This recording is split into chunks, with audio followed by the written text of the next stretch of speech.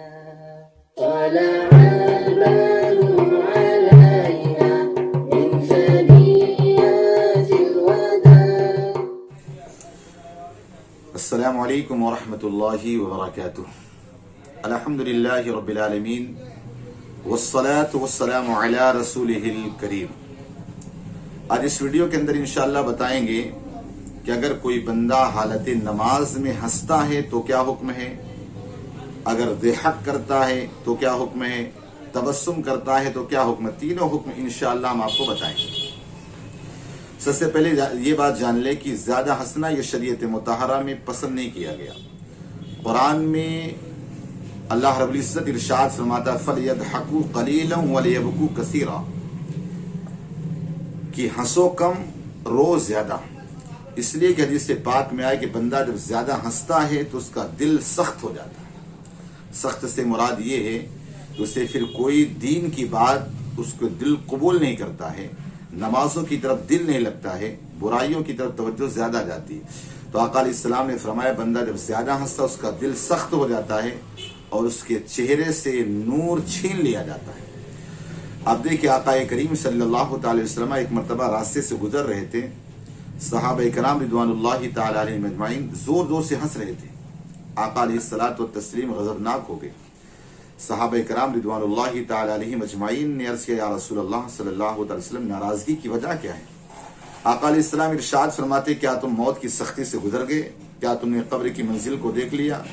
تم نے آخرت کے معاملات سے گزر گئے؟ کہا نزا کا وقت بڑا ہی سخت ترین وقت ہوتا ہے. آقا علیہ الصلوۃ والتسلیم کے فرمانے کے بعد زندگی میں کبھی بھی صحابہ کرام رضوان اللہ تعالی علیہ مجمعین کو ہنستے ہوئے نہیں دیکھا گیا، زیادہ تر اپنی آخرت کے حوالے سے روتا ہوا ہی دیکھتا گیا. تو بتا یہ رہا تھا کہ شریعت مطہرہ میں ہنسنا تو ویسے بھی معیوب اور ہنسنا ویسے بھی ناپسند کیا گیا ہے. ہاں اب دیکھیں ایک چیز ہوتی ہے ضحک، یعنی اس میں صرف دانت نظر آئے، اس کو کہتے ہیں ضحک. اور ایک ہوتا ہے تبسم، یعنی ہلکی سی آواز پیدا ہو، اس خود سنے بازو والا یا مجلس میں کوئی بندہ نہ سنا. اور تیسری چیز ہوتی ہے قہقہا، یعنی خود بھی سنے، بازو والا سنا، محفل والے بھی سن لیے. یعنی قہقہا کم سے کم بازو والے نے سنا تو اسے قہقہا کہتے ہیں.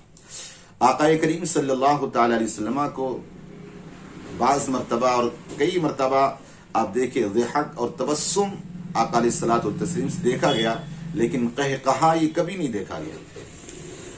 اب رہ گیا نماز کا مسئلہ. تو اگر کوئی بندہ نماز پڑھ رہا ہے، آپ کو بتاؤں ایک مرتبہ آقا کریم صلی اللہ تعالی علیہ وسلم آپ نماز پڑھا رہے تھے. حالت نماز میں ایک صحابی جو نابینا تھے، قریب ہی ایک کنواں تھا، اس میں جیسے گرتے ہیں نا کچھ صحابہ کرام رضوان اللہ تعالی علیہ مجمعین کی ہنسی چھوٹ جاتی. اصل میں وہ صحابی تھے جو ابھی ایمان لائے تھے، بھی انہیں اسلام کی حقانیت اور نماز کی عظمتوں کے بارے میں پتہ نہ تھا، وہ نئے نئے اسلام سے جوائنٹ ہوئے تھے. آقا علیہ الصلوۃ والتسلیم نے جیسے ہی سلام پھیرا آپ نے ناراضگی کا اظہار فرمایا اور آقا علیہ السلام ارشاد فرماتے ہیں تم میں سے کون کون ہنسا تھا؟ کہا یہ. تو کہا جا تمہاری نماز بھی گئی اور تمہارا وضو بھی گیا. لہذا یہ اب اسی سے فقہائے کرام نے یہ بات نکالی ہے کہ اگر ضحک یعنی صرف دانت نظر آئے نہ تمہارا وضو جائے گا نہ تمہاری نماز جائے گی. لیکن ہاں اگر تبسم یعنی اتنی زور سے آپ نے ہنسے کہ خود سنے بازو والا نہیں سنا تو آپ کی نماز ٹوٹ جائے گی، نماز چلی جائے گی، لیکن وضو باقی رہے گا. لیکن ہاں اگر کسی نے قہقہا لگایا یعنی خود بھی سنا، پڑوس والے نے سنا، کم از کم بازو والے تو سن لے اور اس کے علاوہ محفل میں بھی سن لیا، تو صورت میں آپ کی نماز بھی چلی جائے گی اور آپ کا وضو بھی چلا جائے گا. لہذا یہ عبادات میں آپ دیکھیں ویسے ہمیں خشوع اور خضوع نہیں رہتا ہے. اگر اس قسم کی چیزیں ہوں گی تو ہمارا خشوع اور خضوع اور بھی غائب ہو جائے گا. اس لیے کہ شریعت مطہرہ نے خشوع اور خضوع کو طلب کیا ہے.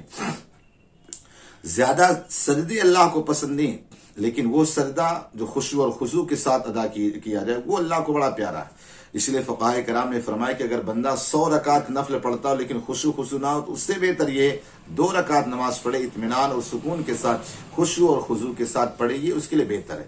لہذا جو صاحب نے مسئلہ پوچھا وہ سمجھ لیں کہ اگر صرف ضحک یعنی صرف دانت نظر آئے تو اس سے نہ نماز جائے گی اور نہ وضو جائے گا.